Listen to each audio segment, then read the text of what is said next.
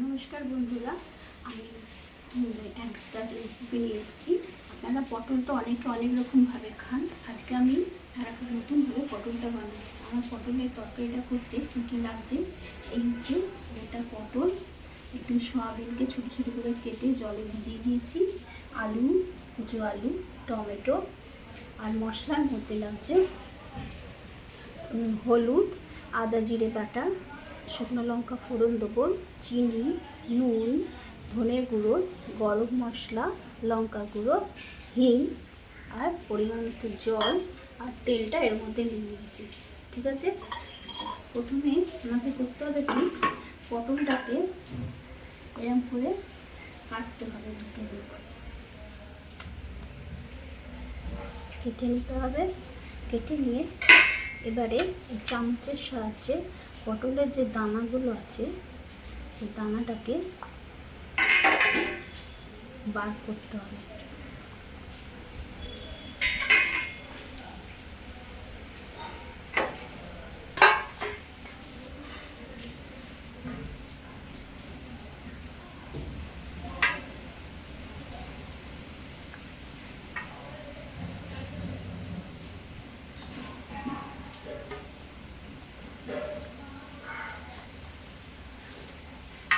কাজের সুবিধার জন্য আমি এই দুটোতে আমি দানা বার করে রেখে দিয়েছি। এবারে আমি পটলটা ভাজবো।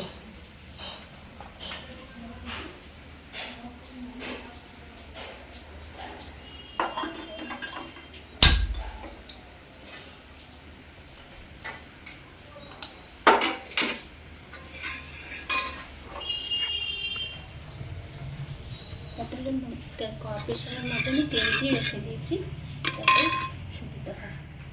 তেলটা একটু গরম হতে দিই। এবার হচ্ছে তেলটা আস্তে আস্তে গরম হয়েছে, হাত দিয়ে দেখা যাচ্ছে। একটুখানি নুন দিয়ে দেবো,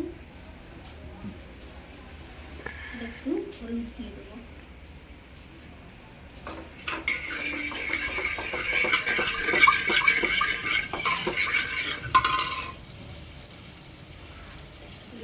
পটলগুলোকে আস্তে আস্তে আমি ভাজবো।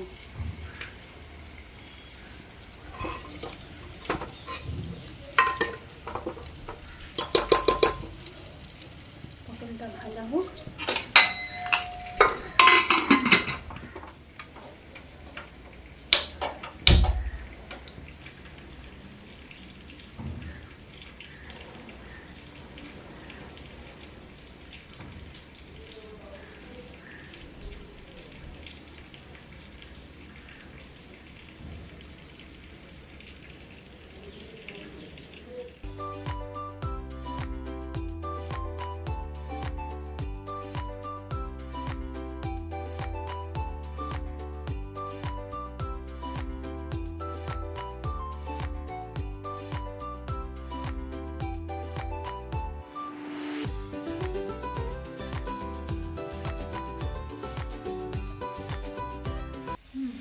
পটলটা ভাজা হয়ে গেছে, আমি পটলটা তুলে দিচ্ছি।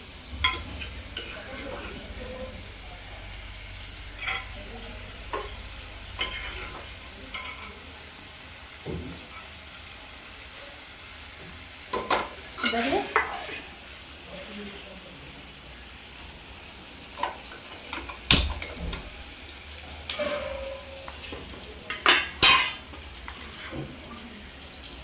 এই তেলের মধ্যে সয়াবিনটা ছেড়ে দিচ্ছি।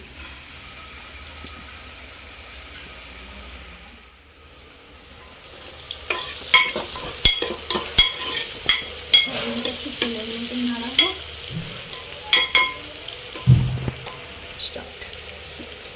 তেলের মধ্যে সয়াবিনটা ছেড়ে দিয়েছি, এবার সয়াবিনটা একটু ভাজা হোক। এবার তেলের মধ্যে পরিমাণ মতো চিনি, নুন দিয়ে নাড়ি।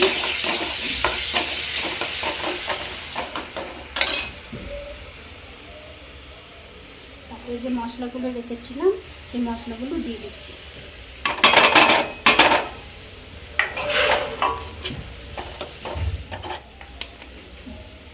একটু হিঙের জল দিচ্ছি।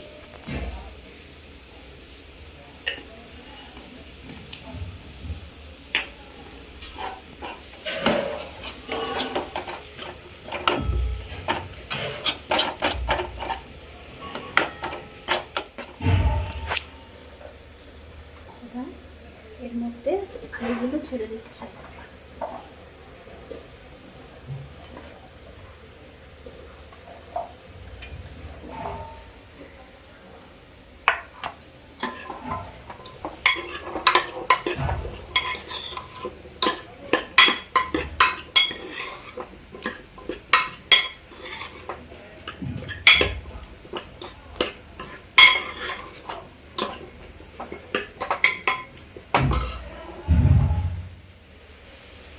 মশলাটা হয়ে গেছে,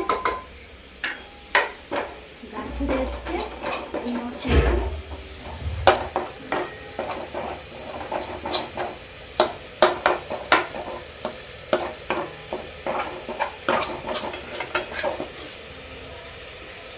কিছুটা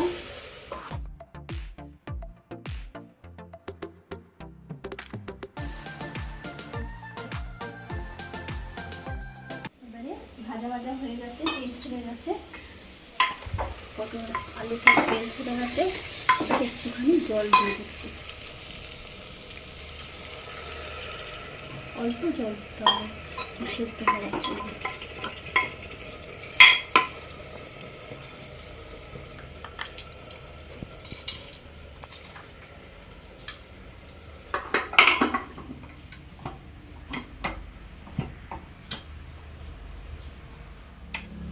এবারে তরকারিটা হয়ে গেছে, পুরটা এখান থেকে নিয়ে এবারে হাতে করে নিয়ে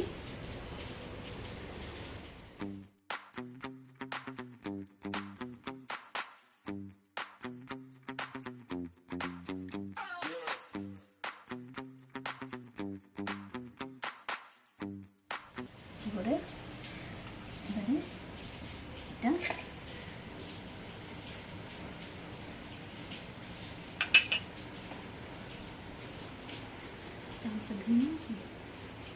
এবারে এটা এরকম করে খেতে হবে, এটা এরকম হবে। এবারে এটাকে চামচ দিয়ে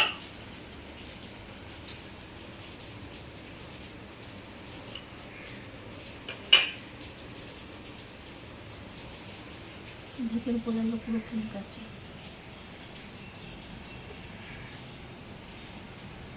ভেতর পর্যন্ত ফুল আছে। এবারে এটা খেতে হবে না।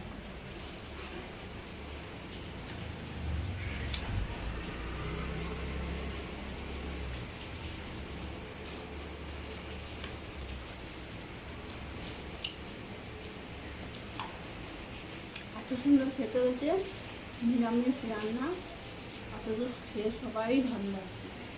অল্প ঘরে তাকে ইনগ্রেডিয়েন্টস দিয়ে করেছি, সুস্বাদু। অথচ যারা পটল খায় না তারা এরকমভাবে পটল করে দিলে তারা সবাই খাবে। নমস্কার বন্ধুরা, আবার একটা রেসিপি নিয়ে আসবো। আপনারা যে করবেন, করে ভালো লাগলে এটা কমেন্টস করবেন। নমস্কার।